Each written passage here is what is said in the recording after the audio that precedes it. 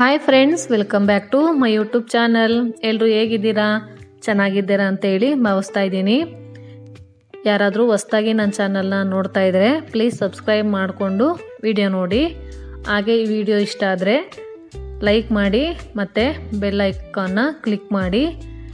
ನಾನು ಯಾವುದೇ ವಿಡಿಯೋ ಹಾಕಿದ್ರೂ ವಿಡಿಯೋ ನೋಟಿಫಿಕೇಷನ್ ಬರುತ್ತೆ. ಹಾಗಾಗಿ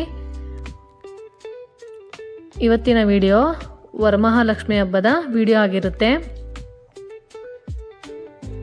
ಬೆಂಗಳೂರಲ್ಲಂತೂ ತುಂಬ ಚೆನ್ನಾಗಿ ಲಕ್ಷ್ಮಿ ಎಲ್ಲ ಕೂರಿಸ್ಬಿಟ್ಟು ಗ್ರ್ಯಾಂಡಾಗಿ ಮಾಡ್ತಾರೆ ವರಮಹಾಲಕ್ಷ್ಮಿ ಹಬ್ಬ. ಹೆಣ್ಮಕ್ಳಿಗಂತೂ ಇದು ಫೇವ್ರೇಟ್ ಆಗಿರುತ್ತೆ. ಒಬ್ಬೊಬ್ಬರ ಮನೇಲಿ ಒಂದೊಂದು ರೀತಿ ತುಂಬ ಚೆನ್ನಾಗಿ ಲಕ್ಷ್ಮಿಗೆಲ್ಲ ಕೂರಿಸಿ ಅದು ಡೆಕೋರೇಷನ್ ಎಲ್ಲ ಮಾಡಿ ರೆಡಿ ಮಾಡಿ ಮಾಡೋದೇ ಒಂದು ಚಂದ. ನಾವು ಸಿಂಪಲಾಗಿ ಮಾಡ್ತೀನಿ. ನಾನು ಲಕ್ಷ್ಮಿ ಎಲ್ಲ ಏನು ಕೂರಿಸೋದಿಲ್ಲ. ನಾನು ಮಾಮೂಲಿ ಕಳಸ ಎಲ್ಲ ಇಟ್ಟಿರ್ತೀನಲ್ಲ, ಸೊ ಅದಕ್ಕೇ ಪೂಜೆ ಮಾಡ್ತೀನಿ ಅಷ್ಟೇ. ಮತ್ತು ಸ್ಯಾರಿ ಇಡ್ತೀನಿ. ನಾನು ಸ್ಯಾರಿ ಮತ್ತು ಬಳೆ ಎಲ್ಲ ಇಟ್ಬಿಟ್ಟು ಹಣ್ಣು ಎಲ್ಲ ಇಟ್ಟು ಪೂಜೆ ಮಾಡ್ತೀನಿ ಅಷ್ಟೇ. ವರ್ಷನೂ ಈಗ ಇಷ್ಟೇ ಸಿಂಪಲ್ಲಾಗಿ ಮಾಡೋದು ನಾನು. ನಿಮ್ಮನೆಯಲ್ಲೆಲ್ಲ ಹೇಗೆ ಮಾಡ್ತೀರಾ ಹಬ್ಬ ನನಗೆ ಕಮೆಂಟ್ ಮಾಡಿ ತಿಳಿಸಿ.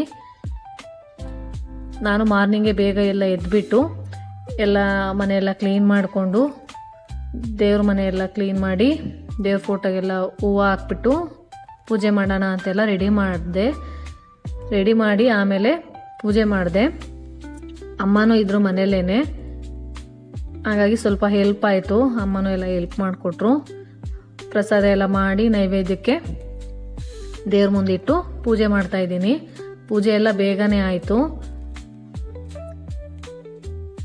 ಬೇಗ ಬೆಳಗ್ಗೆನೇ ಮಾರ್ನಿಂಗೇ ಆಗೋಯ್ತು ಪೂಜೆ. ಟೈಮ್ ಇತ್ತಲ್ಲ, ಸೊ ಟೆಂಪಲ್ಗೆ ಹೋಗಿ ಬರೋಣ ಅಂತ ಅಂದ್ಕೊಂಡ್ವಿ.